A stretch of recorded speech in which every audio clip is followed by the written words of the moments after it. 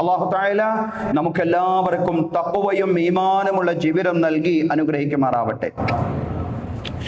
ബഹുമാന്യരായ സഹോദരങ്ങളെ, സഹോദരിമാരെ, പ്രവാചക സ്നേഹവുമായി ബന്ധപ്പെട്ടാണ് നാം പറഞ്ഞുകൊണ്ടിരുന്നത്. പ്രവാചകനെ സ്നേഹിക്കുന്നു എന്ന് നാം പറഞ്ഞാൽ മാത്രം പോരാ, സ്വജീവിതത്തിലൂടെ അള്ളാഹുവിൻ്റെ ദീൻ, പ്രവാചക ജീവിതം ലോകത്തിന് പകർന്നു കൊടുക്കാൻ നമുക്ക് സാധ്യമാവണം എന്നുള്ളതാണ്. ജീവിതം കൊണ്ട് ഇസ്ലാമിന്റെ സാക്ഷ്യം നിർവഹിക്കാനാണ് അള്ളാഹു പ്രവാചകനെ അയച്ചത്.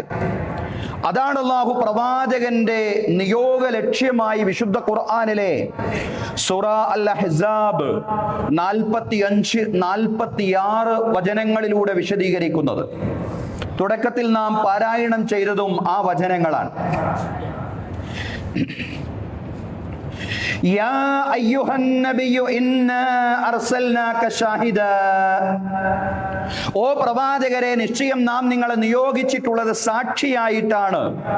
വ മുബശ്ശിറൻ വ നദീറാ, അതുപോലെ സന്തോഷ വാർത്ത അറിയിക്കുന്നവനും മുന്നറിയിപ്പുകാരനുമായിട്ടാണ് പ്രവാചകരെ താങ്കളെ നാം നിയോഗിച്ചിട്ടുള്ളത്.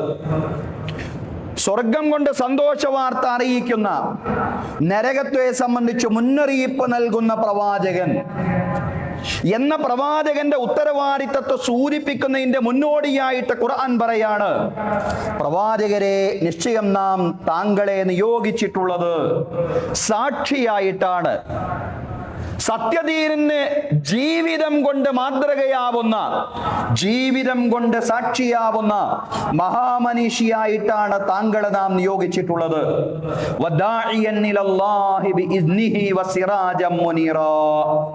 അള്ളാഹുവിന്റെ പ്രത്യേകമായ അനുമതിയോടുകൂടി അള്ളാഹുവിലേക്ക് ക്ഷണിക്കുന്നവനായി, അതുപോലെ പ്രകാശിക്കുന്ന വിളക്കായി. പ്രകാശിക്കുന്ന വിളക്ക് അള്ളാഹുവിലേക്ക് ക്ഷണിക്കുന്ന പ്രവാചകൻ, മുന്നറിയിപ്പ് നൽകുന്ന പ്രവാചകൻ, സന്തോഷ വാർത്ത അറിയിക്കുന്ന പ്രവാചകൻ. ഈ വിശേഷണങ്ങളെല്ലാം നൽകുന്നതിന്റെ മുമ്പ് പ്രാരംഭമായി ഖുർആൻ പറഞ്ഞത്, നിശ്ചയം പ്രവാചകരെ, നാം നിങ്ങളെ നിയോഗിച്ചിട്ടുള്ളത് ഈ ദീനിന്റെ സാക്ഷിയായിട്ടാണ്. പ്രവാചകരെ, അങ്ങയുടെ ജീവിതം കൊണ്ട് ഈ ദീനിനെ പരിചയപ്പെടുത്താൻ അങ്ങക്ക് സാധ്യമാവേണ്ടതുണ്ട്. ആ പ്രവാചകൻ എങ്ങനെയാണോ ജീവിതം കൊണ്ട് ഈ ദീനിനെ പരിചയപ്പെടുത്തിയത്, അതുപോലെ ജീവിതം കൊണ്ട് ഈ ദീനിനെ സഹോദരങ്ങൾക്ക് അനുഭവിക്കാൻ ഉതകുന്ന രീതിയിലുള്ള മാതൃകകൾ ഉണ്ടാക്കാൻ വിശ്വാസികൾ എന്ന നിലയിൽ നമുക്കും സാധ്യമാവണം. അതും ഖുർആൻ പറയുന്നുണ്ട്, വകദാലിക ജഅൽനാകും ഉമ്മതൻ വസതൻ ലിതകൂനു ശുഹദാഅ അലന്നാസി വയകൂന റസൂലു അലൈക്കും ഷഹീദാ. പ്രവാചകൻ നിങ്ങൾക്ക് സാക്ഷിയായി, പ്രവാചകൻ ഈ ദീനിന്റെ ഉത്തമ മാതൃകയായി, പ്രവാചകൻ ഈ ദീനിന്റെ ജീവിക്കുന്ന സാക്ഷിയായതുപോലെ നിങ്ങൾ ജനങ്ങൾക്ക് സാക്ഷിയാവാൻ വേണ്ടിയാണ് നിങ്ങൾ ഒരു മധ്യമ സമൂഹമാക്കി അല്ലാഹു തആല നിശ്ചയിച്ചിട്ടുള്ളത്. ഖുർആൻ പറയാം. സഹോദരങ്ങളെ, പ്രവാചക ജീവിതം ജനഹൃദയങ്ങളെ കീഴടക്കുകയായിരുന്നു. ജനഹൃദയങ്ങളെ കീഴടക്കിയ ആ പ്രവാചക ജീവിതം യഥാർത്ഥത്തിൽ നമുക്ക് വീണ്ടും വീണ്ടും വായിക്കാൻ, റീഡ് ചെയ്യാൻ, പുനർവായന നടത്താനുള്ള വലിയ സന്ദർഭവും അവസരവുമാണ് റബീഉൽ അവ്വലുകൾ എന്ന് പറയുന്നത്. റബീഉൽ അവ്വലുകൾ മാത്രമല്ല, പക്ഷെ റബീഉൽ അവ്വൽ അതിന് നമുക്ക് കൂടുതൽ പ്രേരകവും കൂടുതൽ പ്രചോദനവുമായി മാറേണ്ടതുണ്ട്. റസൂലുള്ളാഹിന്റെ ചരിത്രം അത് തങ്കലിപികളിൽ രേഖപ്പെട്ട് കിടക്കുന്നതാണ്. ജീവിതം തന്നെയാണ് എൻ്റെ സന്ദേശം എന്ന് പറഞ്ഞ വലിയ മഹത്തുക്കൾ ലോകത്ത് കഴിഞ്ഞു പോയിട്ടുണ്ട്. പക്ഷേ അവരിൽ മുൻനിരയിൽ വായിക്കേണ്ടതാണ് പ്രവാചകന്റെ ജീവിതം. അദി ഇബ്നു ഹാത്തിം റളിയല്ലാഹു അൻഹു ഒരു ക്രൈസ്തവ വിശ്വാസിയും തൊയ്യ് ഗോത്രത്തിന്റെ നേതാവുമായിരുന്നു. ഇസ്ലാമിനെ കുറിച്ച് ഒരുപാട് തെറ്റിദ്ധരിച്ച മനുഷ്യൻ. റസൂലുള്ളാഹി സ്വല്ലല്ലാഹു അലൈഹി വസല്ലം മദീനയിൽ വന്നിട്ടുണ്ട് എന്ന് അറിഞ്ഞ് അദ്ദേഹം മദീനയിലേക്ക് വന്നിരിക്കുകയാണ്. റസൂലുള്ളാഹി സ്വല്ലല്ലാഹു അലൈഹി വസല്ലം അദ്ദേഹം ശ്രദ്ധിക്കുകയാണ്.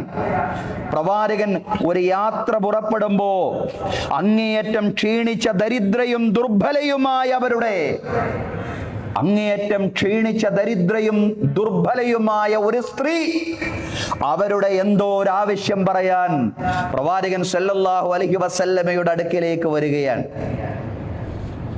വലിയ ആകർഷകത്വമോ വലിയ മേനിയോ ഒന്നുമില്ല. അങ്ങേയറ്റം ക്ഷീണിച്ച ഒരു സ്ത്രീയാണ്. അവരുടെ ഒരു കൈക്കുഞ്ഞും കൂടെ ഉണ്ടായിരുന്നു. പ്രവാചകനോട് അവര് ഒരു അത്യാവശ്യം പറയുകയാണ്. വലിയ തിരക്കിലാണ് റസൂൽ. ഒരു യാത്ര പുറപ്പെടുന്ന സന്ദർഭമാണ്, എങ്ങോട്ടോ പോവുകയാണ്. പക്ഷേ ആ തിരക്കുകൾക്കിടയിലും ആ പാവപ്പെട്ട പെണ്ണിന്റെ വാക്കുകൾ കേൾക്കാൻ റസൂലുള്ളാഹി സ്വല്ലല്ലാഹു അലൈഹി വസല്ലം തന്റെ കാതുകൾ ഒഴിഞ്ഞു വെക്കുകയാണ്. തന്റെ കർണപുടങ്ങളെ അവർക്ക് വേണ്ടി നീക്കി വെക്കുകയാണ്. ഇതൊരു അത്ഭുതമായിട്ടാണ് അദീ ഇബ്നു ഹാത്തിമിന് തോന്നിയത്.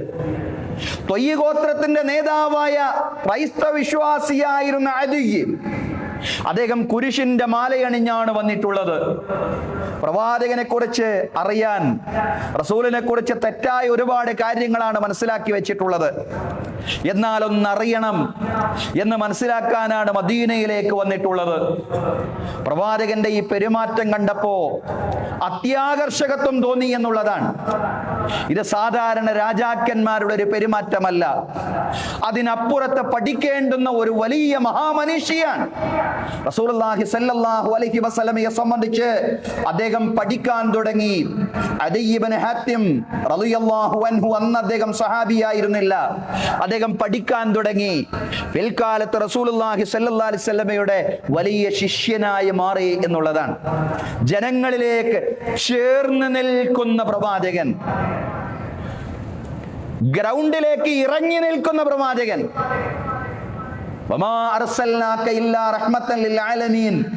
ഓ പ്രവാചകരെ, ലോകത്തിന് മുഴുവനും കരുണയായിട്ടല്ലാതെ താങ്കളെ നാം നിയോഗിച്ചിട്ടില്ല. വിശുദ്ധ ഖുർആന്റെ പ്രയോഗമാണ്.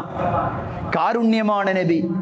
ഫബിമാ റഹ്മത്തിൻ മിനല്ലാഹി ലിൻത ലഹും വലൗ കുൻത ഫല്ലൻ ഗലീലൽ ഖൽബി ലൻഫളൂ മിൻ ഹൗലിക ഫഅഫു അൻഹും വസ്തഗ്ഫിർ ലഹും വശാവിർഹും ഫിൽ അംർ ഫഇദാ അസംത ഫതവക്കൽ അലല്ലാഹ് ഇന്നല്ലാഹ യുഹിബ്ബുൽ മുതവക്കിലീൻ. എത്രയാണ് ഖുർആന്റെ പ്രശംസകൾ! റസൂലുള്ളാഹിന്റെ കാരുണ്യത്തെയാണ്, പ്രവാചകന്റെ കാരുണ്യത്തെയാണ് ഖുർആൻ വല്ലാണ്ട് ഉയർത്തി കാണിക്കുന്നത്. എന്നിട്ട് അല്ലാഹു പറയാണ്, ഫബിമാ റഹ്മത്തിൻ മിനല്ലാഹി ലിൻത ലഹും. ഓ പ്രവാചകരെ, അങ്ങേ അല്ലാഹുവിന്റെ കാരുണ്യം കൊണ്ട് മാത്രമാണ് അവരോട് അങ്ങേക്ക് സൗമ്യമായിട്ട് പെരുമാറാൻ കഴിയുന്നത്. അങ്ങയുടെ ചുറ്റുമുള്ള ആളുകളുണ്ടല്ലോ, അവരങ്ങയുടെ ചുറ്റും അങ്ങയുടെ വർത്തമാനം കേൾക്കാൻ, അങ്ങയുടെ സംസാരം കേൾക്കാൻ അവർക്ക് വല്ലാത്ത ഇഷ്ടമാണ്. അവരെ അങ്ങയിലേക്ക് ആകർഷിക്കുന്ന ഘടകം അങ്ങയുടെ പെരുമാറ്റമാണ്. വലൗ കുൻത ഫല്ലൻ ഗലീലൽ ഖൽബി ലൻഫളൂ മിൻ ഹൗലിക. പ്രവാചകരെ, അങ്ങെങ്ങാനും പരുക്കൻ മനസ്സുള്ള മനുഷ്യനായിരുന്നുവെങ്കിൽ അങ്ങയുടെ ചുറ്റുഭാഗത്തു നിന്നും അവരിറങ്ങിപ്പോവുമായിരുന്നു. അതുകൊണ്ട് അങ്ങയുടെ ഈ സൽഗുണമുണ്ടല്ലോ, അങ്ങയുടെ ഈ കാരുണ്യത്തിൽ അധിഷ്ഠിതമായ സൽപെരുമാറ്റമുണ്ടല്ലോ, അതങ്ങ് എന്നും തുടരണം. ഫഅഫു അൻഹും വസ്തഗ്ഫിർ ലഹും വശാവിർഹും ഫിൽ അംർ. അവർക്ക് നിങ്ങൾ വിട്ടുവീഴ്ച ചെയ്യണം. അവർക്ക് വേണ്ടി നിങ്ങൾ അല്ലാഹുവിനോട് പൊറുക്കലിനെ ചോദിക്കണം. കാര്യങ്ങൾ അവരുമായിട്ട് നിങ്ങൾ കൂടിയാലോചിക്കണം. പ്രവാചകരെ, ഫൈദാ അസംത ഫതവക്കൽ അലല്ലാഹ്. ഒരു കാര്യം തീരുമാനിച്ചാൽ അല്ലാഹുവിൽ ഭരമേൽപ്പിക്കണം. ഇന്നല്ലാഹ യുഹിബ്ബുൽ മുതവക്കിലീൻ. നിശ്ചയം അല്ലാഹു തആല ഭരമേൽപ്പിക്കുന്നവനെ ഇഷ്ടപ്പെടുന്നവനാണ്. തുടങ്ങുന്നത് എങ്ങനെയാണ്? അല്ലാഹുവിന്റെ കാരുണ്യം കൊണ്ട് മാത്രമാണ് പ്രവാചകരെ അങ്ങേക്ക് അവരോട് സൗമ്യമായിട്ട് പെരുമാറാൻ കഴിയുന്നത്. റസൂലുള്ളാഹിന്റെ കാരുണ്യം ധീരത കലർന്നതാണ്. ധീരത കലർന്ന പ്രവാചകൻ സല്ലല്ലാഹു അലൈഹി വസല്ലമയുടെ കാരുണ്യം അത് പ്രത്യേകം നാം എടുത്തെടുത്ത് വായിക്കേണ്ടതാണ്. ഒരു യാത്ര കഴിഞ്ഞ് തിരിച്ചു വരുന്ന പ്രവാചകൻ സല്ലല്ലാഹു അലൈഹി വസല്ലം ഒരു മരച്ചുവട്ടിൽ വിശ്രമിക്കുകയാണ്. ഒരു അഅറാബി വിശ്രമിക്കുന്ന റസൂലിനെ കാണുകയും ഇത് പ്രവാചകന്റെ കഥ കഴിക്കാൻ, ഇത് മുഹമ്മദിന്റെ കഥ കഴിക്കാൻ നല്ല ഒരു സന്ദർഭമാണ്, ഒരു അസുലഭ മുഹൂർത്തമാണെന്ന് അഅറാബി മനസ്സിലാക്കി. സഹോദരങ്ങളെ, റസൂലുള്ളാഹി സ്വല്ലല്ലാഹു അലൈഹി വസല്ലം അറബികൾ സാധാരണ യാത്ര ചെയ്യുമ്പോൾ ഒരു വാള് കൂടെ കൊണ്ട് നടക്കും. അത് അവരുടെ ഒരു പതിവ് ശൈലിയാണ്. പ്രവാചകനും പലപ്പോഴും അങ്ങനെ ഒരു വാള് കൊണ്ട് നടക്കാറുണ്ട്. റസൂലുള്ളാഹി സ്വല്ലല്ലാഹു അലൈഹി വസല്ലം വിശ്രമിക്കുമ്പോ തന്റെ വാളൊരു മരക്കൊമ്പിൽ തൂക്കിയിട്ടിരിക്കുകയാണ്. അതല്ലെങ്കിൽ ഏതെങ്കിലും ഒരു യുദ്ധം കഴിഞ്ഞ് വരികയുമാവാം. ആ ചരിത്രം ഏതെന്ന് പ്രത്യേകം പറയുന്നില്ല. ഏതായാലും റസൂലുള്ളാഹി സ്വല്ലല്ലാഹു അലൈഹി വസല്ലം തന്റെ വാള് മരക്കൊമ്പിൽ തൂക്കിയിട്ടുകൊണ്ട് ആ മരത്തിന്റെ ചുവട്ടിൽ ഇങ്ങനെ വിശ്രമിക്കുകയാണ്. ഇത് മുഹമ്മദിന്റെ കഥ കഴിക്കാൻ വലിയൊരു സന്ദർഭമാണെന്ന് മനസ്സിലാക്കിയ അഅറാബി റസൂലുള്ളാഹിന്റെ വാളെടുത്തു. പ്രവാചകൻ കണ്ണ് തുറന്ന് നോക്കുമ്പോ ഈ കാട്ടറബി വാള് പിടിച്ച് നിൽക്കുകയാണ്. എന്നിട്ട് ചോദിക്കുകയാണ്, മുഹമ്മദ്, മുഹമ്മദേ, ഈ വാളിൽ നിന്ന് ആരാണ് നിന്നെ രക്ഷപ്പെടുത്തുക? ആർക്കാണ് തടയാൻ കഴിയുക? എന്റെ കയ്യിലാണ് ആയുധമുള്ളത്, ഞാൻ നിന്നെ ശരിപ്പെടുത്താൻ പോവുകയാണ്, ആർക്ക് തടയാൻ കഴിയും? റസൂലുള്ളാഹി സ്വല്ലല്ലാഹു അലൈഹി വസല്ലം ധീരതയോടെ പറഞ്ഞു, അല്ലാഹു തആലാക്ക് കഴിയും, അല്ലാഹു തആലാക്ക് എന്നെ രക്ഷപ്പെടുത്താൻ കഴിയും, അല്ലാഹു എന്നെ രക്ഷപ്പെടുത്തും. ആ ധീരതയ്ക്ക് മുമ്പിൽ അഅറാബി വിറച്ചു പോവുകയും അഅറാബിയുടെ കയ്യിൽ നിന്ന് വാള് നിലത്ത് വീഴുകയും ചെയ്തു. റസൂലുള്ളാഹി സ്വല്ലല്ലാഹു അലൈഹി വസല്ലം അതേ വാളെടുത്തുകൊണ്ട് ചോദിച്ചു, മയ്യംനഉക മിന്നി, അല്ല മനുഷ്യ, എന്നിൽ നിന്ന് ആരാണ് നിന്നെ രക്ഷപ്പെടുത്തുക? അഅറാബി പറഞ്ഞു, മുഹമ്മദേ, നീ എന്നെ പോലെയാവാൻ പാടില്ല. കുൻ ഖൈറൻ മിന്നി യാ മുഹമ്മദ്, മുഹമ്മദേ, നീ എന്നെക്കാൾ ഉത്തമനാവണം, നീ എന്നെ വെറുതെ വിടണം. വാഹിദുക അല്ലാ ഉഖാതിലക വലാ അകൂനു മഅ ഖൗമി യുഖാതിലൂനക, ഒരു കാര്യം ഞാൻ നിന്നോട് പറയാം, നീ എന്നെ വെറുതെ വിട്ടാൽ ഞാൻ എൻ്റെ ജീവിതത്തിൽ നിന്നോട് യുദ്ധം ചെയ്യുകയില്ലെന്ന് പ്രതിജ്ഞ ചെയ്യുന്നു.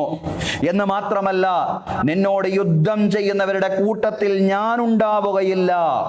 റസൂലുള്ളാഹി സ്വല്ലല്ലാഹു അലൈഹി വസല്ലം അയാളെ വെറുതെ വിട്ടു. ഒരു ഉപാധിയുമില്ലാതെ അയാളെ വെറുതെ വിട്ടു. വിമോചിതനായതിനു ശേഷം അയാൾ തന്റെ ജനതയുടെ അടുക്കൽ ചെന്ന് പറഞ്ഞു, ജിഅ്തുകും മിൻ ഖൈറിൻ നാസ്, ജനങ്ങളിൽ ഉത്തമനായ, ജനങ്ങളിൽ ഏറ്റവും ഉത്തമനായ ഒരു മനുഷ്യന്റെ അടുക്കൽ നിന്നാണ് ഞാൻ നിങ്ങളുടെ അടുക്കലേക്ക് വരുന്നത്. സഹോദരങ്ങളെ, എന്താണ് ഈ സംഭവം നമ്മോട് പറയുന്നത്? കാരുണ്യമാണ് പ്രവാചകൻ. വേണമെങ്കിൽ ആ അഅറാബിയെ പ്രവാചകന് വകവരുത്താമായിരുന്നു. പക്ഷേ പ്രവാചകന്റെ വിശേഷണം ധീരത കലർന്ന കാരുണ്യം എന്നുള്ളതാണ്. വിശ്വാസിയുടെ കാരുണ്യം ധീരത കലർന്ന കാരുണ്യമാവണമെന്നാണ് റസൂലുള്ളാഹി സ്വല്ലല്ലാഹു അലൈഹി വസല്ലമയുടെ ജീവിതം നമ്മെ പഠിപ്പിക്കുന്നത്. റസൂലുള്ളാഹി സ്വല്ലല്ലാഹു അലൈഹി വസല്ലമയുടെ വിട്ടുവീഴ്ചയ്ക്ക് ഒന്നും രണ്ടും ഉദാഹരണങ്ങളല്ല, എത്രയോ ഉദാഹരണങ്ങൾ. റസൂലുള്ളാഹിയുടെ വിട്ടുവീഴ്ച പറയാൻ വേണ്ടി മാത്രം ചരിത്രത്തിൽ വലിയ കൃതികളുണ്ട്. അതല്ലെങ്കിൽ ചരിത്ര കൃതികളിൽ വലിയ ഭാഗങ്ങൾ, വോള്യങ്ങൾ അവരെഴുതി വെച്ചിട്ടുണ്ട്, മഹാന്മാർ എഴുതി വെച്ചിട്ടുണ്ട് എന്നുള്ളതാണ് സഹോദരങ്ങളെ. പ്രവാചകൻ സല്ലല്ലാഹു അലൈഹി വസല്ലമയെ വധിക്കാൻ വേണ്ടി മദീനയിൽ ചുറ്റിക്കറങ്ങുകയായിരുന്ന ഒരു മനുഷ്യൻ, അദ്ദേഹത്തിന്റെ പേര് സുമാമത്ത് ഇബ്നു ഉസാൽ എന്നായിരുന്നു. സുമാമത്ത് ഇബ്നു ഉസാൽ റസൂൽ കരീം സല്ലല്ലാഹു അലൈഹി വസല്ലമയെ വധിക്കാൻ വേണ്ടി മദീനയിൽ ചുറ്റിക്കറങ്ങുകയായിരുന്നു.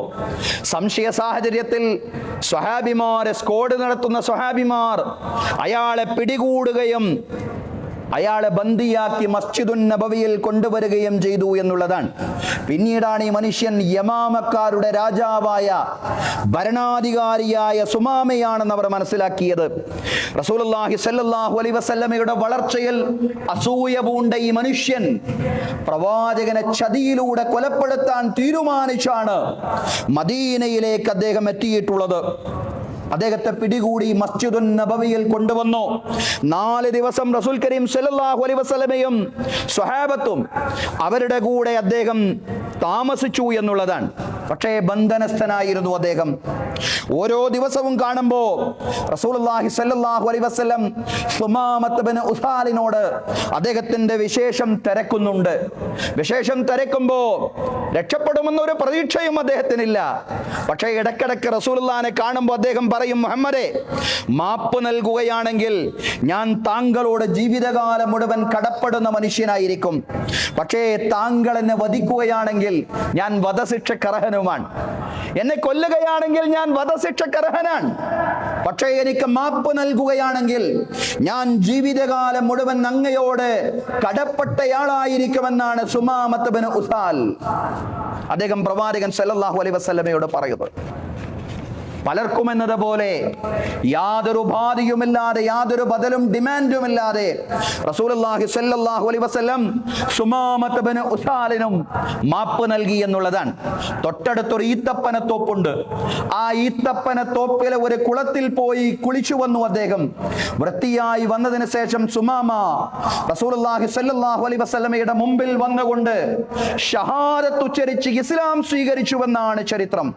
സഹോദരങ്ങളെ, സഹോദരിമാരെ, ഇസ്ലാം സ്വീകരിച്ചതിന് ശേഷം അദ്ദേഹം സുമാമത്ത് ബിൻ ഉസാൽ പ്രവാചകൻ സല്ലല്ലാഹു അലൈഹി വസല്ലമയോട് പറയുന്ന ചില വാക്കുകളുണ്ട്. അല്ലാഹുവിന്റെ ദൂതരെ, എന്നേ വരെ ഭൂമിയിൽ എനിക്ക് ഏറ്റവും വെറുക്കപ്പെട്ട മുഖം അങ്ങയുടെ മുഖമായിരുന്നു, താങ്കളുടെ മുഖമായിരുന്നു എന്നേ വരെ ഭൂമിയിൽ എനിക്ക് ഏറ്റവും വെറുക്കപ്പെട്ട മുഖം. പക്ഷേ ഇന്ന് ലോകത്ത് എനിക്ക് ഏറ്റവും ഇഷ്ടപ്പെട്ടത് അങ്ങയുടെ മുഖവും താങ്കളുടെ സാന്നിധ്യവുമാണ്. അങ്ങയോടാണ് എനിക്ക് ലോകത്ത് ഏറ്റവും വലിയ പ്രിയമുള്ളത്. ഇന്നേ വരെ എനിക്ക് ഏറ്റവും വെറുക്കപ്പെട്ട നാട് മദീനയായിരുന്നു. പക്ഷേ ഇന്ന് എനിക്ക് ഏറ്റവും ഇഷ്ടപ്പെട്ട നാടെന്ന് പറയുന്നതും മദീന തന്നെയാണ്. മക്കക്കാർക്ക് ഭക്ഷണം എത്തിക്കുന്ന രാജാവായിരുന്നു യമാമയിലെ ഭരണാധികാരിയായിരുന്ന സുമാമ. മദീനയിൽ നിന്നും യമാമയിലേക്ക് ഇസ്ലാം സ്വീകരിച്ചുകൊണ്ട് അദ്ദേഹം തിരിച്ചു പോകുന്നുണ്ട്. യമാമയിലെത്തിയപ്പോ അദ്ദേഹം നടത്തിയ ആദ്യത്തെ പ്രഖ്യാപനം, വല്ലദീ നഫ്സു സുമാമത്തും ബിയദിഹി ലാ യഅതീകും ഹബ്ബത്തും മിൻ യമാമ ഇല്ലാ ബിഇദ്നി റസൂൽ. മക്കക്കാരോടായിട്ട് അദ്ദേഹം പറയുകയാണ്, സുമാമയുടെ ആത്മാവ് ആരുടെ കരങ്ങളിലാണോ ആ റബ്ബിനെ തന്നെയാണ് സത്യം. ഇനി നിങ്ങൾക്ക് യമാമ എന്ന് പറയുന്ന എന്റെ രാജ്യത്തിൽ നിന്ന്, മക്കക്കാരോട് പറയാൻ, ഇനി നിങ്ങൾക്ക് യമാമ എന്ന് പറയുന്ന എന്റെ രാജ്യത്തിൽ നിന്ന് ഒരു മണി ധാന്യം പോലും ലഭിക്കുകയില്ല. റസൂലുള്ളാഹി സ്വല്ലല്ലാഹു അലൈഹി വസല്ലം ഈ വിവരം അറിഞ്ഞു. പ്രവാചകൻ സുമാമയ്ക്ക് കത്തെഴുതി, സുമാമ അത് പാടില്ല, ആളുകൾക്ക് ഭക്ഷ്യധാന്യങ്ങൾ തടയാൻ പാടില്ല.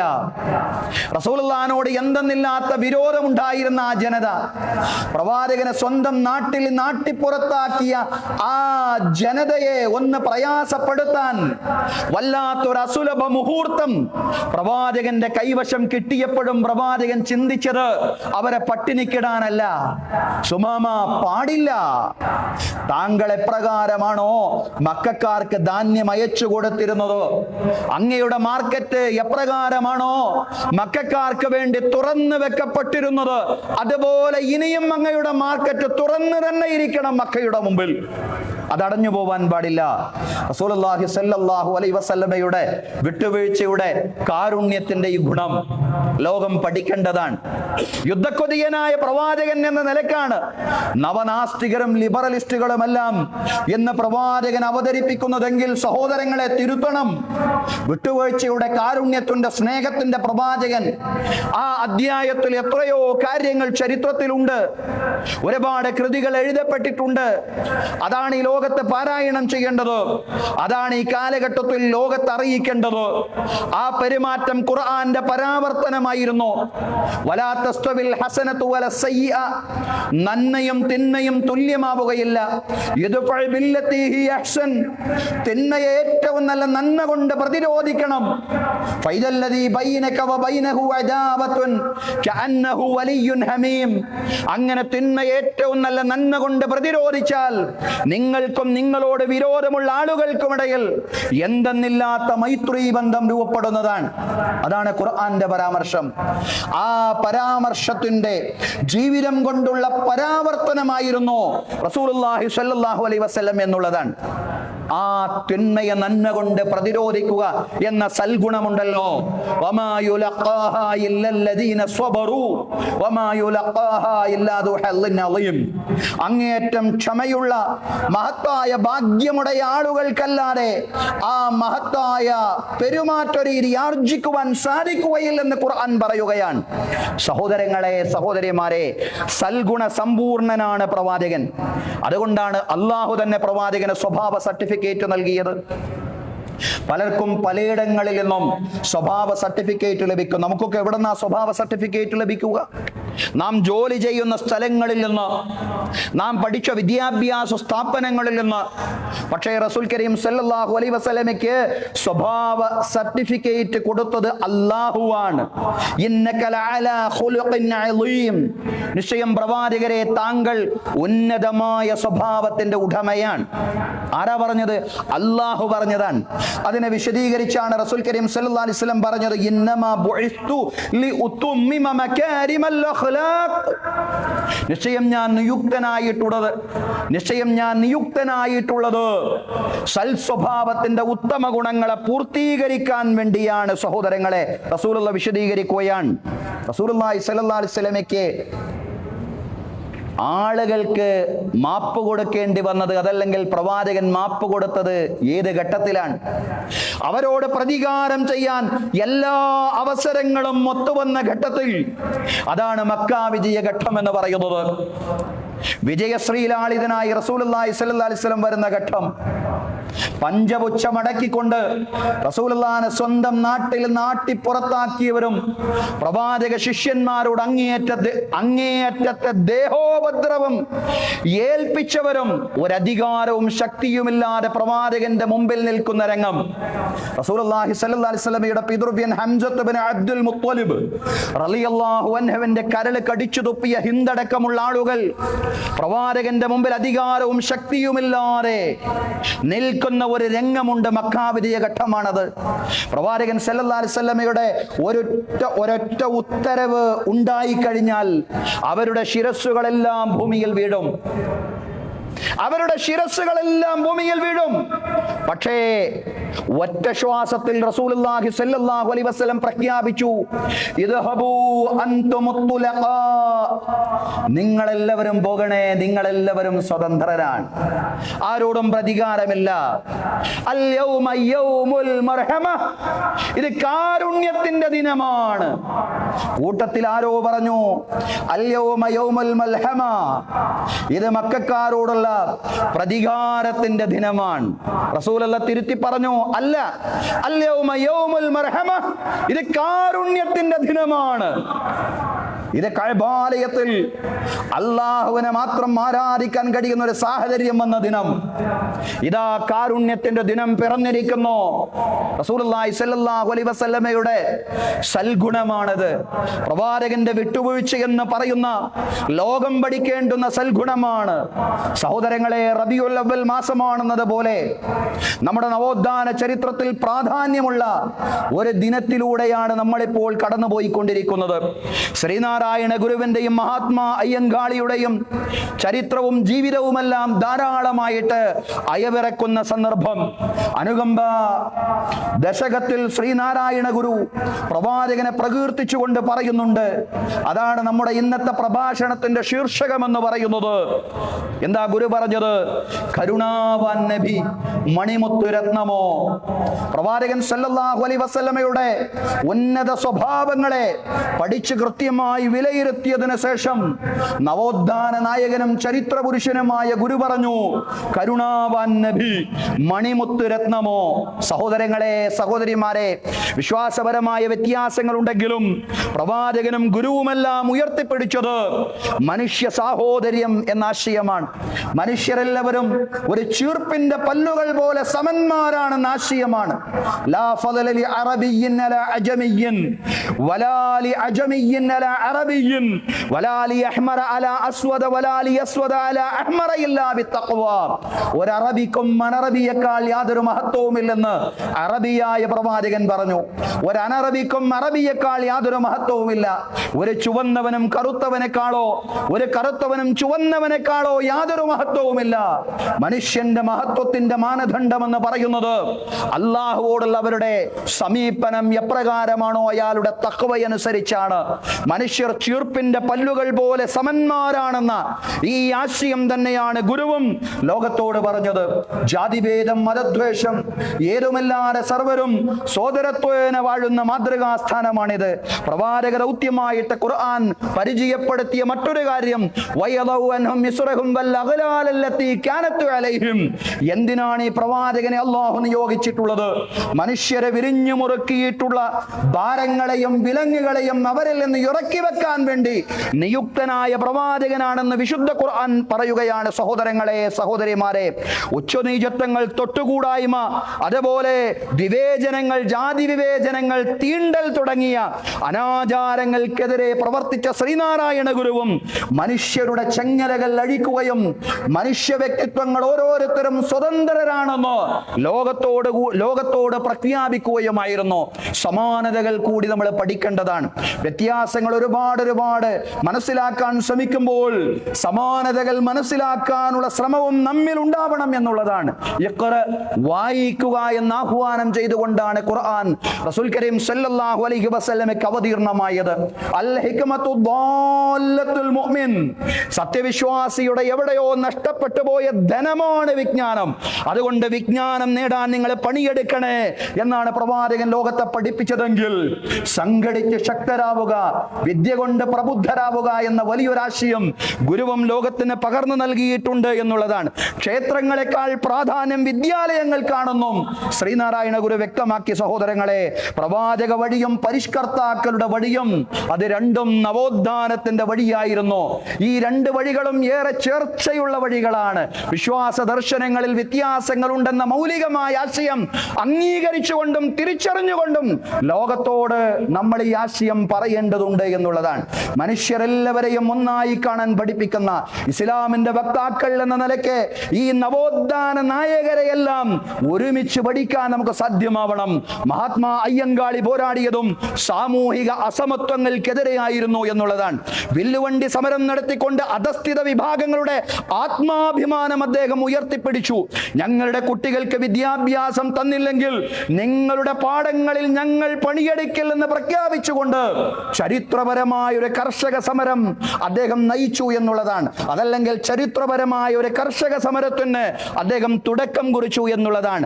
അധസ്ഥിത വിഭാഗങ്ങൾക്ക് പൊതുവഴികളിലൂടെ നടക്കാനോ വാഹനങ്ങളിൽ സഞ്ചരിക്കാനോ അനുവാദമില്ലാത്ത കാലത്താണ് വിപ്ലവകരമായ വിമോചനപരമായ ഇത്തരം ആഹ്വാനങ്ങളും സമരങ്ങളും എല്ലാം ഉണ്ടായതെന്ന് നമ്മൾ മനസ്സിലാക്കണം. സഹോദരങ്ങളെ, സഹോദരിമാരെ, സമൂഹത്തെ നന്മയിലേക്ക് നയിക്കുന്ന എല്ലാ ആശയങ്ങളുടെയും പരിസരത്തിൽ നിന്നുകൊണ്ടാണ് പ്രവാചകനെ നമ്മൾ പരിചയപ്പെടുത്തേണ്ടത്.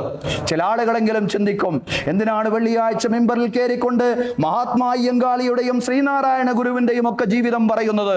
സഹോദരങ്ങളെ, നമ്മൾ പ്രവാചകനെ പരിചയപ്പെടുത്തേണ്ടതും സമൂഹത്തെ നന്മയിലേക്ക് നയിക്കുന്ന എല്ലാ ആശയങ്ങളുടെയും കൂടെ ചേർന്ന് നിന്നുകൊണ്ട് തന്നെയാണ്. അതിൽ നമുക്കൊരു സമീപനമുണ്ട്. ആ സമീപനം ഖുർആൻ വ്യക്തമാക്കിയതാണ്.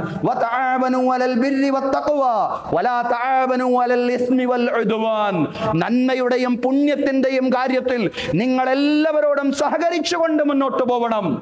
എന്നാൽ തിന്മയുടെ കാര്യത്തിൽ, കുറ്റകൃത്യങ്ങളുടെ കാര്യത്തിൽ, ശത്രുതയുടെ കാര്യത്തിൽ, തെറ്റായ കാര്യങ്ങളിൽ നിങ്ങൾ ആരോടും സഹകരിക്കരുത്.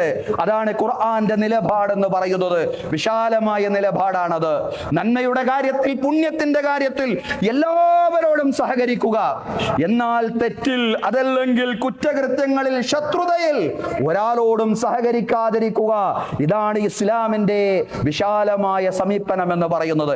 മറ്റൊരു വചനത്തിലൂടെ അല്ലാഹു പറയുന്നത്, കുൻതും ഖൈറ ഉമ്മത്തിൻ ഉഖ്രിജത് ലിന്നാസ് തഅ്മുറൂന ബിൽ മഅറൂഫി വതൻഹൗന അനിൽ മുൻകരി വതുഅ്മിനൂന ബില്ലാഹ്. ജനങ്ങൾക്ക് വേണ്ടി പുറപ്പെടുവിക്കപ്പെട്ട ഉത്തമ സമൂഹമാണ് നിങ്ങൾ. ഖൈറ ഉമ്മത്താണ് നിങ്ങൾ.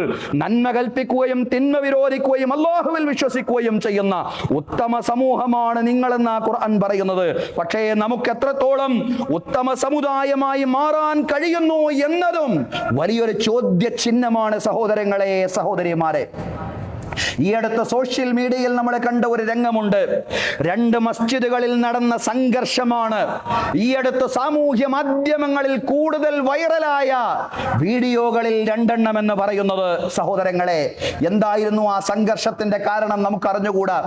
കേട്ടതനുസരിച്ച് ഒരു കാരണം, റബീഉൽ അവ്വൽ പരിപാടികൾക്ക് ആര് നേതൃത്വം കൊടുക്കണം, ഏത് ഇമാം നേതൃത്വം കൊടുക്കണം എന്നതിലെ തർക്കമായിരുന്നു, എന്നതിലെ വാശിയായിരുന്നു. സഹോദരങ്ങളെ, ആത്യന്തികമായ ഗ്രൂപ്പിസമാണ്, ഈ സമുദായത്തിനകത്ത് നിലനിൽക്കുന്ന ഗ്രൂപ്പിസമാണ് എല്ലാ പ്രശ്നങ്ങൾക്കും കാരണം എന്നുള്ളതാണ് സഹോദരങ്ങളെ.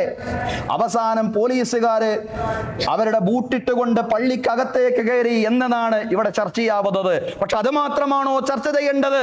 പള്ളിക്കകത്ത് കോലാഹലമുണ്ടാക്കുന്ന ഈ വിഭാഗക്കാർ, പള്ളിക്കകത്ത് സംഘർഷമുണ്ടാക്കുന്ന വിശ്വാസികൾ എന്ന പേരിൽ നിലനിൽക്കുന്നവരുണ്ടല്ലോ, യഥാർത്ഥ വിശ്വാസികൾക്ക് ചെയ്യാൻ പറ്റുന്ന പണിയല്ല അത്.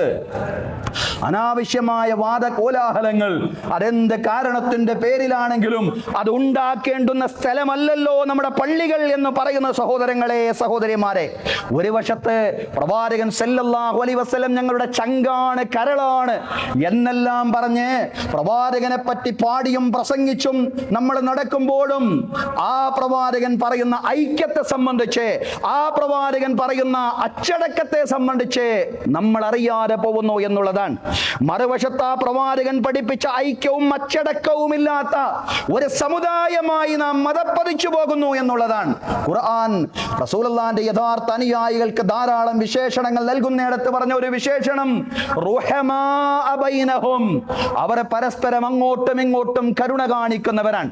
കരുണാവാൻ നബി എന്ന തലവാചകത്തിലാണ് നാം പ്രസംഗിക്കുന്നത്. വിശ്വാസികളുടെ വിശേഷണം എന്താണ്?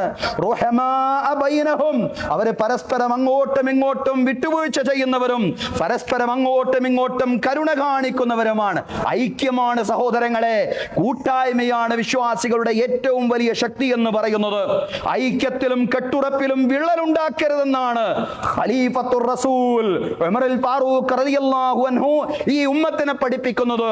ഈ ഉമ്മത്തിന്റെ ശക്തി അതിന്റെ കൂട്ടായ്മയാണ്, ഈ ഉമ്മത്തിന്റെ ശക്തി അതിന്റെ ഐക്യമാണ്. അത് ഉമർ റളിയല്ലാഹു അൻഹു മാത്രമല്ല, അത് ഖുർആൻ തന്നെ പറഞ്ഞതാണ്. വഅതസിമു ബിഹബിലില്ലാഹി ജമീഅ, നിങ്ങൾ അല്ലാഹുവിന്റെ പാശം മുറുകെ പിടിക്കണേ. നമ്മൾ എത്രയോ തവണ പറയാറുള്ളതാണ്. ഉമർ റളിയല്ലാഹു അൻഹു പറഞ്ഞത് എന്താണ്? ലാ ഇസ്ലാമ ഇല്ലാ ബിൽ ജമാഅ, ഐക്യത്തിലൂടെയല്ലാതെ സംഘബോധത്തിലൂടെയല്ലാതെ ഇസ്ലാമില്ല. സംഘബോധത്തിലൂടെയല്ലാതെ ഇസ്ലാമില്ല, കൂട്ടായ്മയിലൂടെയല്ലാതെ ഇസ്ലാമില്ല. വലാ ജമാഅത ഇല്ലാ ബിൽ ഇമാറ, എന്നാൽ കൂട്ടായ്മ എന്ന് പറയുന്നത് ഒരു നേതൃത്വത്തിലൂടെയല്ലാതെ ഉണ്ടാവുകയില്ല. വലാ ഇമാറത ഇല്ലാ ബിൽ ഇത്വാഅ, എന്നാൽ നേതൃത്വം അനുസരണത്തിലൂടെയല്ലാതെ ഉണ്ടാവുകയില്ല. കൂട്ടായ്മയും ഐക്യബോധവും നഷ്ടപ്പെടുന്ന ഒരു കാലമായി പുതിയ കാലം ഇസ്ലാമിക ഉമ്മത്തിനെ സംബന്ധിച്ചിടത്തോളം വിശേഷിച്ചും മാറിക്കൊണ്ടിരിക്കുന്നു എന്നതിന്റെ ഏറ്റവും വലിയ സൂചകങ്ങളാണ് ഈ പള്ളികളിൽ നടക്കുന്ന സംഘർഷങ്ങളും പ്രചരിച്ചു കൊണ്ടിരിക്കുന്ന വീഡിയോകളും എല്ലാം എന്ന് നമ്മൾ മനസ്സിലാക്കണം സഹോദരങ്ങളെ, സഹോദരിമാരെ. സംഘബോധവും അച്ചടക്കവും അനുസരണയുമെല്ലാം തിരിച്ചുപിടിക്കാൻ ഈ ഉമ്മത്തിന് സാധ്യമാവേണ്ടതുണ്ട്. അത് തിരിച്ചുപിടിക്കാൻ നാഥൻ തൗഫീഖ് നൽകി അനുഗ്രഹിക്കുമാറാവട്ടെ, വീഴ്ചകൾ പുറത്ത് മാപ്പാക്കി തരുമാറാവട്ടെ. അഖൂലു ഖൗലി ഹാദാ വഅസ്തഗ്ഫിറുല്ലാഹ ലീ വലക്കും. ഇന്നല്ലാഹ വമലായികതഹു യുസല്ലൂന അലൻ നബി യാ അയ്യുഹല്ലദീന ആമനൂ സ്വല്ലൂ അലൈഹി വസല്ലിമൂ തസ്ലീമാ.